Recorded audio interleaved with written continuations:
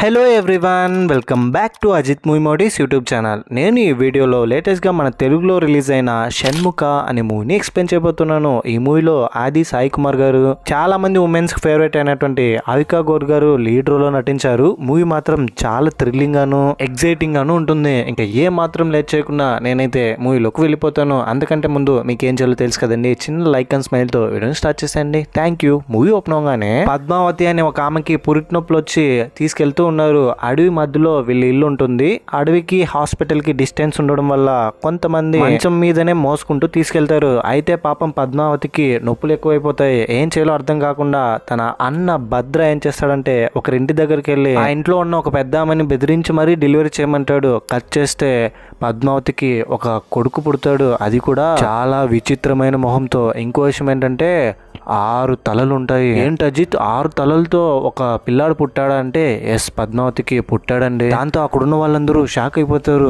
ఏంటిది ఇలాంటి ఒక బాలుడు పుట్టాడని. ఏంటి అరిష్టం, ఎందుకు ఈ పాపం, మళ్ళీ నా మేనల్లుడిని నార్మల్ మనిషిగా నేను మారుస్తానని అక్కడి నుంచి కోపంతో వెళ్ళిపోతాడు భద్ర. అప్పటి నుంచి మన పద్మావతిని ఆ పిల్లాన్ని కంటికి రెప్పలా కాపాడుతుందండి. మిగతా పిల్లలు ఎవ్వరు పద్మావతి కొడుకు దగ్గరికి రానే రారు.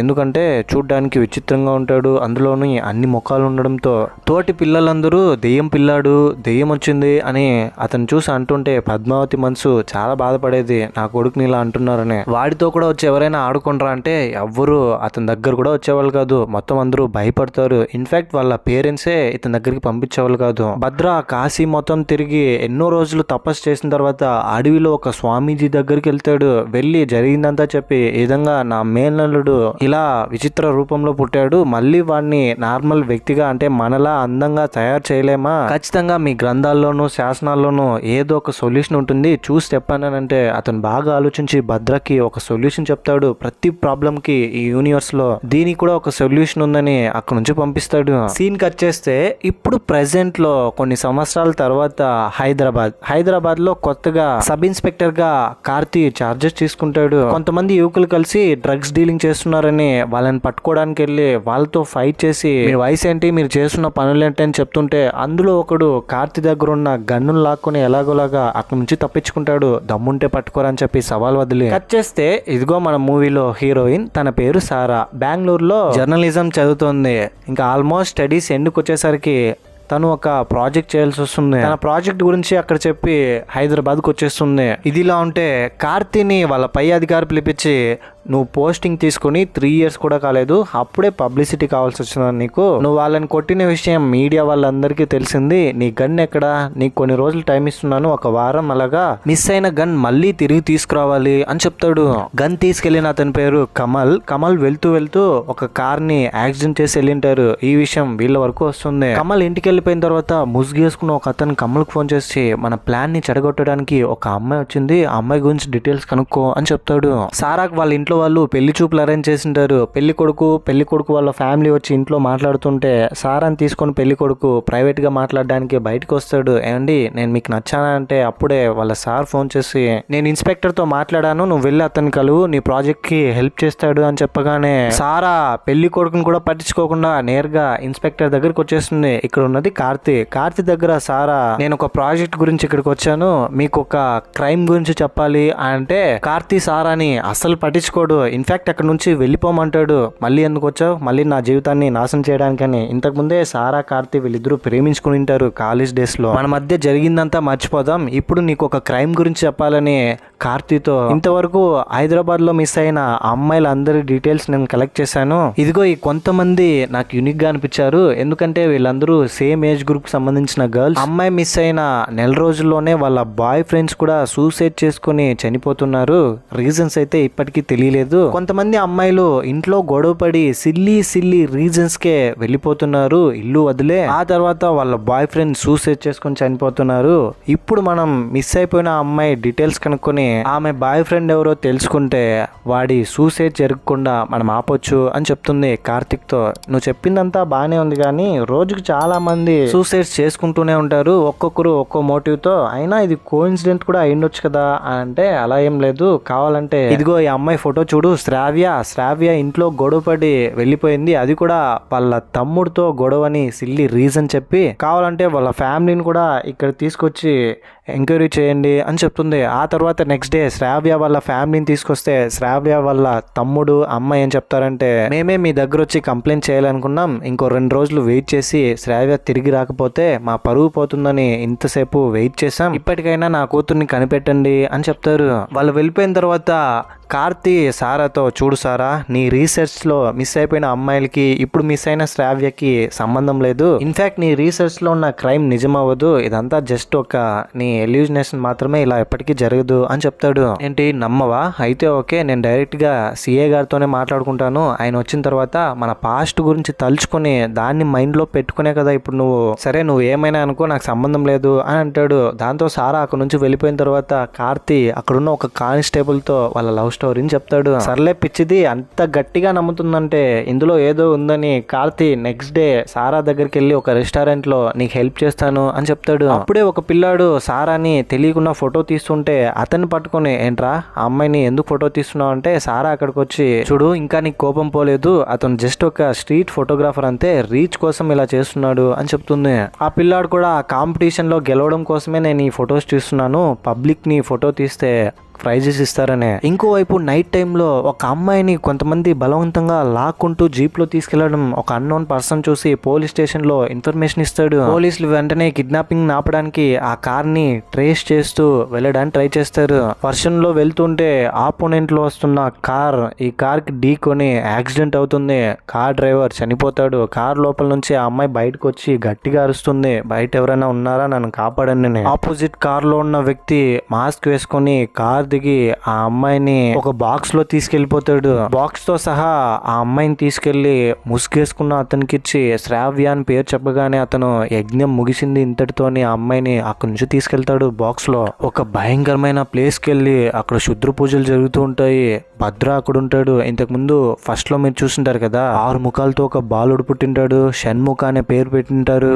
అతనికి 6 ముఖాలు పోయి ఒక ముఖం వచ్చి అందంగా తయారవడం కోసం ఇప్పుడు యజ్ఞం చేస్తుంటాడు. యజ్ఞం చేసి వివిధ రాసులు గల అమ్మాయిలను అక్కడికి తీసుకొచ్చి వాళ్ళ రక్తాన్ని దారబోసి ఇప్పుడు షణ్ముఖాన్ని మళ్ళీ నార్మల్ మనిషిగా మార్చాలనుకుంటాడు. ఆ అమ్మాయితో పాటు ఇంకా కొంతమంది అమ్మాయిలు అక్కడ ఉంటారు, పిచ్చి పిచ్చిగా ఏడుస్తూ రకరకాలుగా శబ్దాలు చేస్తూ. సరిగ్గా అప్పుడే భద్ర అక్కడున్న మాస్క్ మ్యాన్ తో, అదేనండి ముసుగేసుకుని ఉంటాడు కదా, అతనితో, మనకు కావాల్సింది వీళ్ళు కాదు, వీళ్ళతో పాటు క్లింకారా నక్షత్రంలో పుట్టిన అమ్మాయి కావాలి, కోట్ల మందిలో ఒక అమ్మాయి ఉంటుంది, ఆ అమ్మాయిని పట్టుకొని తీసుకొస్తే షణ్ముఖుని నార్మల్ మనిషిలాగా అందంగా మనం తయారు చేయొచ్చు అని చెప్తాడు. వెతకండి, ఎలా వెతుకుతారో ఎక్కడెక్కడ వెతుకుతారో తెలియదు కానీ క్లింకార్ అని అర్జెంట్ గా తీసుకురండి అని చెప్పి మాస్క్ మ్యాన్ ని అక్కడి నుంచి పంపించేస్తాడు. ఇంకోవైపు సారా కార్తీక్ ఫోన్ చేసి, నేను చెప్పింది నువ్వు నమ్మలేదు కదా, ఇప్పటికైనా నమ్ముతావా, మిస్ అయిపోయిన అమ్మాయికి ఒక తమ్ముడు ఉన్నాడు కదా, ఆ తమ్ముడిని నేను ఎంక్వైరీ చేస్తే అక్కకి ఒక బాయ్ ఫ్రెండ్ ఉన్నాడని చెప్పాడు, నువ్వు ఇంటికి వస్తే మొత్తం ఎక్స్ప్లెయిన్ చేస్తానని ఇంటికి పిలిపించుకుంటుంది. చూడు కార్తీ, ఇప్పుడు మనం ఇందులో ఏదైనా నిజాలు తెలుసుకోవాలంటే శ్రావ్య ప్రేమించిన వ్యక్తిని కలవాలి, అతని పేరు శ్రీకాంత్ అని, శ్రీకాంత్ని కలవాలనుకుంటుంది. ఈ విషయం మెల్లమెల్లగా మీడియా వాళ్ళకు కూడా వెళ్తుంది. తారా అనే ఒక జర్నలిస్ట్ స్టూడెంట్ ఇప్పుడు ఈ కేసుని పోలీసుల సహాయంతో ఇన్వెస్టిగేషన్ చేస్తుంది, చూడాలి మరి ఈ కేసు ఎంతవరకు వెళ్తుందో అని చెప్పడంతో ఈ విషయం మాస్క్ మ్యాన్ కి అర్థమయ్యి కమల్ ఫోన్ చేసి, రే కమల్, ఆ అమ్మాయి ఎక్కువ ఓవర్ చేస్తుంది, మరీ లోతుగా వెళ్తుంది, యాంటోనీతో చెప్పి ఆ అమ్మాయిని చంపేరా అని చెప్తాడు కమల్ కి. ఇంతకు ముందు ఒక రెస్టారెంట్ లో సారా ఫోటోలు తీసింటాడు కదా ఒక పిల్లాడు, అతన్ని ఇప్పుడు ఈ కేసులో ఇన్వెస్టిగేషన్ లో ఉపయోగపడతాడని పక్కనే పెట్టుకుంటుంది సారా. అతను కమల్ మనిషి, కమల్ కి ఇన్ఫర్మేషన్ ఇస్తుంటాడు, సారా ఎక్కడెక్కడికి వెళ్తుంది, ఏం చేస్తుంది. శ్రీకాంత్ కలవాలని సారా కార్తీ వీళ్ళిద్దరూ శ్రీకాంత్ వాళ్ళ అపార్ట్మెంట్ దగ్గరికి వెళ్తే అపార్ట్మెంట్ ఓనర్ శ్రీకాంత్ కలవడానిక మీరు ఎంత దూరం వచ్చింది, వాడు ఇప్పుడు మా ఫ్లాట్ లో ఉండట్లేదు, ఎప్పుడు చూసినా తాగుతూ తిరుగుతూ ఫ్లాట్ మొత్తం ఆగమాగం చేసేటాడు, అందుకే ఇక్కడ నుంచి పంపించేశాను అని చెప్తాడు. దాంతో కార్తీ అండ్ సారా శ్రావ్య శ్రీకాంత్ వీళ్ళిద్దరూ కలిసి దిగిన ఫోటో చూపించి, మీరు చెప్తున్నది ఇతని గురించేనా అంటే, ఇతనేమో శ్రీకాంత్ కానీ శ్రావ్య శ్రీకాంత్ వీళ్ళిద్దరూ ప్రేమించుకుంటున్నారనేది అబద్ధం, శ్రావ్య శ్రావ్య కౌశిక్ ను లవ్ చేస్తుండేది అని చెప్తాడు. అసలు ఈ కౌశిక్ ఎవరంటే చెప్పా కదండి, శ్రావ్య లవర్ అని చెప్తాడు.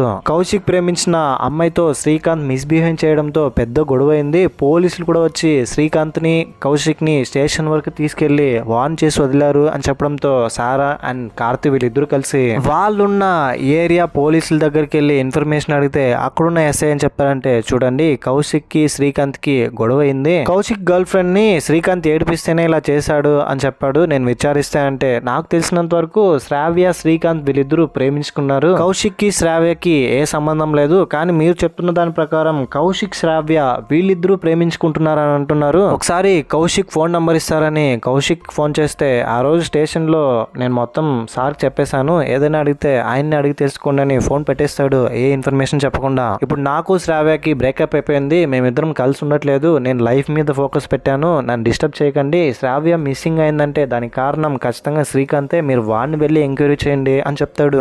కార్తీక్ వాళ్ళ డిపార్ట్మెంట్ లో ఒక అతను ఫోన్ చేసి కమల్ కేసు గురించి మీ దగ్గర మాట్లాడాలి కొంచెం, కమల్ చేతి మీద ఒక అమ్మాయి నంబర్ ఉంది, ఆ అమ్మాయి పేరు వర్షిత, ఆ అమ్మాయి ఫోటో మీకు పంపించాను, ఆ అమ్మాయి కూడా ఇప్పుడు మిస్సింగ్ అని చెప్తాడు. కమల్ గ్యాంగ్ లోనే ఉన్న ఒక స్నైపర్ షూటర్ తో సారా గురించి చెప్పి సారాని వెళ్ళి చంపేయమంటాడు. అతను వెళ్ళి సారాని చంపబోతూ ఉంటే సారా పక్కనున్న కార్తీని చూసి వీడేంటి ఇక్కడున్నాడని మళ్ళీ రిటర్న్ వెళ్ళిపోతాడు. ఇంటికి వెళ్ళిన తర్వాత ఆ రోజు కొద్దిసేపు సారా వాళ్ళ ఇంట్లోనే కార్తీ ఉంటాడు. ఇప్పుడే వీళ్ళిద్దరూ మళ్ళీ పాస్ట్ లో వీళ్ళిద్దరూ విడిపోవడానికి రీజన్స్ ఏదైనా ఉండొచ్చు, ఇక్కడ నుంచి మనం కలిసి ఉందామని ఇద్దరు ఒకటవుతారు. ఇప్పుడు కూడా ఒక అతను దూరం నుంచి స్నైపర్ గన్ పట్టుకుని సారాని షూట్ చేయడానికి ప్రయత్నిస్తే పక్కనున్న కార్తీని చూసి మళ్ళీ రిటర్న్ వెళ్ళిపోతాడు. సారా అండ్ కార్తీ వీళ్ళిద్దరూ మార్నింగ్ లేవగానే వీళ్ళకి బ్రేకింగ్ న్యూస్ ఏంటంటే శ్రీకాంత్ సూసైడ్ చేసుకుని చనిపోయి ఉంటాడు అపార్ట్మెంట్ లో నుంచి కింద దూకి. వాట్ ఏంటి, మనం ఏదైతే జరగకూడదు అనుకున్నామో అదే జరిగిందని శ్రీకాంత్ సారా బాడీని వెళ్ళి చూస్తారు. అక్కడికి వెళ్ళి చూస్తే పైన నుంచే కింద పడలేదు, గన్ తో షూట్ చేసుకుని అతనే చనిపోయాడు అని తెలుస్తుంది. చనిపోయి కూడా ఒక 3 days అవుతుందని. శ్రీకాంత్ చనిపోయే ముందు ఎవరితో ఫోన్ లో మాట్లాడాడో ఫోన్ చెక్ చేస్తే కౌశిక్ తో మాట్లాడి ఉంటాడు. కౌశిక్ ఇండియాకి వచ్చి ఉంటాడు. అండ్ అంతేకాకుండా వాట్సాప్ లో శ్రీకాంత్ కౌశిక్ కి ఒక అమ్మాయి ఫోటో పంపిస్తాడు. ఆ ఫోటో చూస్తే మిస్ అయిపోయిన వర్షిత ఫోటో అది. ఇప్పుడు నాకు క్లియర్ గా అర్థమైంది, వర్షిత ఫోన్ నంబర్ కమల్ చేతి మీద ఉందంటే వాళ్ళు యాక్సిడెంట్ చేసిన ఆపోజిట్ కార్ లో శ్రీకాంతే ఉన్నాడు. అంటే అక్కడున్నది వర్షిత శ్రీకాంత్ నుంచి తప్పించుకునే ప్రాసెస్ లో కింద పడిపోయిన శ్రీకాంత్ చేయి మీద ఫోన్ నంబర్ రాసి వెళ్ళింది అని అర్థమవుతుంది వీళ్ళకి. ఇంతకు ముందు ఒక అమ్మాయిని కొంతమంది తీసుకెళ్లిపోయి ఉంటారు కదా, అది ఎవరో కాదు కమలే. చూడు సారా, మిస్ అయినది శ్రావ్య కాదు వర్షిత అని చెప్తాడు. నాకేం అర్థం కావట్లేదని ఇప్పుడు మీలాగానే సారా కూడా కార్తీతో అంటుంది. ఇది ఇలా ఉంటే కౌశిక్ వాళ్ళ అన్నయ్య ఎస్ఐకి ఫోన్ చేసి మీరు చెప్పిందే జరగబోతుందేమో అన్నయ్య, నా గురించి వాళ్ళకి నిజం తెలిసిపోయిందని అంటే నువ్వేం భయపడకు, నేను చెప్పేంత వరకు బార్లో నుంచి బయటికి రాకు అని చెప్పి అక్కడే ఉండమంటాడు. కౌశిక్ ఇప్పుడు ఇండియాకి వచ్చింటాడు. సారా కార్తీ వాళ్ళ టీం అంతా ఇప్పుడు వెళ్ళి ఎలాగైనా కౌశిక్ ని కలవాలని కౌశిక్ డీటెయిల్స్ కనుక్కొని బార్ లోకి వెళ్ళి కౌశిక్ ని కొట్టి కౌశిక్ ని కస్టడీలోకి తీసుకుని అక్కడున్న ఎస్ఐ ఎందుకని మీరు నాతో అబద్ధం చెప్పారు, ఆ రోజు మీరు ఇందులో ఏదో దాస్తున్నారు, ఇప్పుడైనా నిజం చెప్పండి అంటే అప్పుడు చెప్తాడు, సార్ ఇక్కడ మిస్ అవుతున్న అమ్మాయిలకి పాపం కౌశిక్ కి ఏ సంబంధం లేదు, నా తమ్ముడు అవడని చెప్తుంటే కొంతమంది వచ్చి కార్తీ మీద అటాక్ చేస్తే తన మాస్ అని క్లాస్ చూపించి వాళ్ళతో ఫైట్ చేస్తాడు కార్తీ. కౌశిక్ ఏమంటాడంటే శ్రావ్య తిరిగి వచ్చేంత వరకు శ్రీకాంత్ నన్ను హైడ్ అవ్వమన్నాడు, అందుకనే నేను ఎవరికి తెలియకుండా ఉన్నాను. ఆ తర్వాత కౌశిక్ వాళ్ళ అన్నయ్య ఎస్ఐ అని చెప్తారంటే శ్రీకాంత్ అండ్ శ్రావ్య వీళ్ళిద్దరూ ట్రూ లవర్స్, కానీ శ్రీకాంత్ శ్రావ్యాని 1 side గా లవ్ చేశాడు. శ్రావ్య శ్రీకాంత్ వీళ్ళిద్దరూ లవ్ లో ఉన్నది నమ్మలేకపోయాడు. సడన్ గా ఈ విషయం కౌశిక్ తెలిసి శ్రీకాంత్ తో గొడవ పెట్టుకున్నాడు. ఆ తర్వాత నేను వాడిని తిట్టాను, ఇంతే సార్ జరిగింది, గొడవంతా ఆపాను అని చెప్తే ఇదంతా ఓకే, శ్రీకాంత్ ఎందుకు చనిపోయాడు, శ్రీకాంత్ కి వర్షితకి ఏంటి సంబంధం, కౌశిక్ కి వర్షిత ఫోటో ఎందుకు పెట్టాడు అని అడిగితే ఏడుస్తూ శ్రీకాంత్ ఒకరోజు కౌశిక్ ఫోన్ చేసి శ్రావ్య ప్రాబ్లంలో ఉంది, మీరు ఒక అమ్మాయిని తెచ్చిస్తే ఆ అమ్మాయిని వదిలేస్తారంట శ్రావ్యాని, నా రూమ్ లో వెళ్ళి నా టేబుల్ మీద ఒక అమ్మాయి ఫోటో ఉంటుంది, ఆ ఫోటో నాకు తీసి పంపించండి అని చెప్తాడు. అప్పుడే కౌశిక్ శ్రీకాంత్ కి ఆ ఫోటో పంపించుంటాడు. అందుకే సారా కార్తిక్ కి వాట్సాప్ లో వర్షిత ఫోటో కనిపించుంటుంది. ఆ తర్వాత శ్రీకాంత్ కౌశిక్ ఫోన్ చేసి శ్రావ్య గురించి నిజాలు తెలిసేంత వరకు మీరు ఎక్కడికి బయటికి రాకండి, లేదంటే మీరు కూడా నాలాగా చావాల్సి వస్తుందని ఫోన్ కట్ చేసి శ్రీకాంత్ గన్ తీసుకుని షూట్ చేసుకొని చనిపోతాడు, సూసైడ్ చేసుకుని. దాంతో కార్తిక్ అంటే శ్రావ్యాన్ని కాపాడడానికి వర్షితాన్ని వాడుకున్నారు, వర్షితాన్ని కాపాడడానికి వాళ్ళ బాయ్ ఫ్రెండ్ ఇంకొక అమ్మాయిని వాడుకోబోతున్నాడు. ఈ నెవర్ ఎండింగ్ సైకిల్లో నెక్స్ట్ మిస్ అయ్యే అమ్మాయి ఎవరు అబ్బాయి ఎవరు అని థింక్ చేస్తూ ఉంటారు. ఇంకో విషయం ఏంటంటే ఇప్పుడు కౌశిక్ కూడా చనిపోతాడు రూమ్ లోపల. ఆ తర్వాత నెక్స్ట్ డే కార్తీ కమల్ దగ్గరకు వచ్చి కమల్ని బాగా కొట్టి ఈ క్రైమ్ లో ఖచ్చితంగా నీకు ఏదో సంబంధం ఉంటుంది, అదేంటో చెప్పానంటే ఇది క్రైమ్ కథ కాదు, అలా అని దెయ్యం కథ కాదు, నీకు ఒక అదృశ్యమైన కథ చెప్తాను విను అని చెప్తూ ఉంటే సరిగ్గా అప్పుడే భద్ర ఫోన్ చేసి కార్తీ చేతిలో ఉన్న దేవుడి దారాన్ని ఎలాగైనా తీసే అని చెప్తాడు.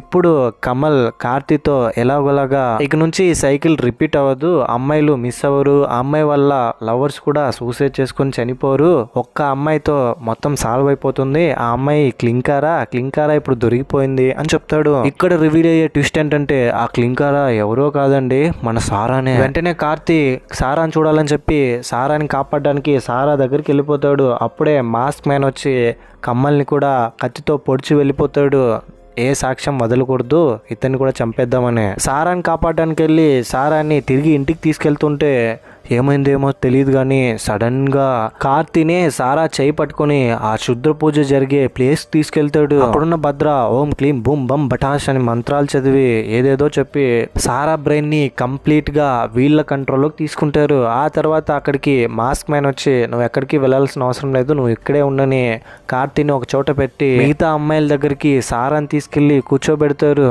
సారాని షణ్ముఖుడికి బలివ్వబోతుంటే సరిగ్గా అప్పుడే కార్తీ అక్కడ వెళ్లి వాళ్ళతో ఫైట్ చేస్తాడు. కమల్ని వచ్చి మాస్క్ మ్యాన్ కత్తితో పొడి చేసి వెళ్ళిపోయిన తర్వాత చనిపోయేలోపు నేను మంచి పని చేయాలని కమల్ వచ్చి దేవుడి తాడుని మళ్ళీ కార్తీక్ కట్టడంతో మళ్ళీ కాన్షియస్ లోకి వస్తాడు కార్తీక్. వెంటనే ఇక్కడికి వచ్చి జరుగుతున్న పూజలను ఆపేస్తాడు, ఫైట్ చేసి భద్రాన్ని కూడా కత్తితో పొడిచి చంపేస్తాడు. వెంటనే పోలీసులు కూడా అక్కడికి వచ్చేస్తారు. అందరూ వెళ్ళిపోయిన తర్వాత అక్కడున్న షణ్ముఖ చిన్నప్పుడే నేను నా తండ్రిని కోల్పోయాను, ఇప్పుడు ఇంతమంది అమ్మాయిల ఉసురు పోసుకున్నాను, నేను బ్రతుకుండకూడదు, నేను మళ్ళీ షణ్ముఖుడిలాగా షణ్ముఖుని దగ్గరికే వెళ్ళిపోతానని నిప్పులతో వెళ్ళి భస్మం అయిపోతాడు. కొంతసేపటికి ఆ నిప్పుల్లో నుంచే షణ్ముఖ స్వామి కార్తీకి దర్శనమిస్తాడు. కార్తీ షణ్ముఖ స్వామిని చూసి దండం పెట్టుకుంటాడు. ఇంతటితో ఈ మూవీ కూడా ఎండ్ అయిపోతుంది. ఈ మూవీపై మీ ఒపీనియన్ ఏంటి, నా ఎక్స్ప్లెనేషన్ ఎలా అనిపించింది అనే దాన్ని ఏదో ఒకటి కింద కమెంట్ బాక్స్ లో తప్పకుండా నాతో షేర్ చేసుకోండి.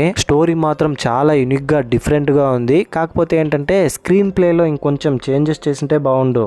మొదట్లోనే ఆ 6 ముఖాలు కలిగిన షణ్ముఖుడి కథ రివీల్ చేయకుండా చివర్లో గనక రివీల్ చేసింటే ఇంకా బాగుండేదేమో. సర్లేండి, ఇంకా మనం మాత్రం ఏం చేస్తాం. ఇలాంటి కైండ్ ఆఫ్ మరిన్ని మూవీ ఎక్స్ప్లెనేషన్ వీడియోస్ కోసం మన ఛానల్ని సబ్స్క్రైబ్ చేసి బెల్ ఐకాన్ క్లిక్ చేసేయండి. ఇంకో ఇలాంటి ఇంట్రెస్టింగ్ మూవీ ఎక్స్ప్లెనేషన్ వీడియోతో మీ ముందుంటాను. అంతవరకు సేఫ్గా ఉండండి, నవ్వుతూ ఉండండి, నవ్విస్తూ ఉండండి. Thank you. జై హింద్.